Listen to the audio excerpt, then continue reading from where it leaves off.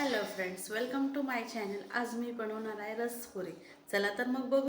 चला तर मग एका परातीमध्ये 1 चमचा मीठ, 1 चमचा साखर, दोन्ही मी थोडं पाणी ॲड करून विरघळून घेते आहे. नाहीतर तुम्ही एका वाटीत साखर 5 मिनिटासाठी विरघळण्यासाठी ठेवू शकता.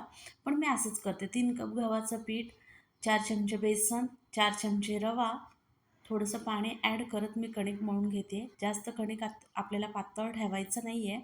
जसं आपण पोळ्या लाटतो तसं ठेवायचं नाही. आपल्याला पुरी करण्यासाठी घट्ट पीठ मळून एका अर्ध्या तासासाठी ठेवायचं आहे. आता इथं मी आंबे एका अर्ध्या तासासाठी भिजवून आता आतलं गर मी एका चमच्याच्या साहाय्याने काढून घेऊन रस तयार करून घेते आहे.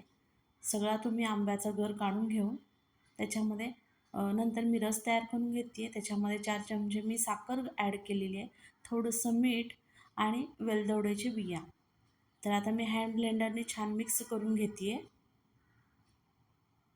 आणि एका अर्ध्या तासासाठी मी फ्रीजमध्ये ठेवून देते. नंतर पीठ माझं एक अर्धा तास होऊन झालेलं आहे.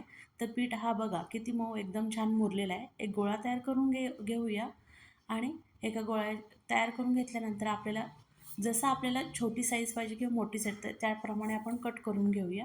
मी एकदम छोट्या साईज कट करून घेतलेल्या आहे. आता पुरी बघा मी एकदम जाडसर लाटलेल्या आहे, जास्त पातळ लाटलेलं नाही. जाडसर लाटल्यामुळे कसे तुमचे पुऱ्या एकदम टम्म फुगलेले दिसतात आणि जोपर्यंत पुऱ्या टम्म फुगलेले दिसत नाही तोपर्यंत ती मजाच वेगळी असते.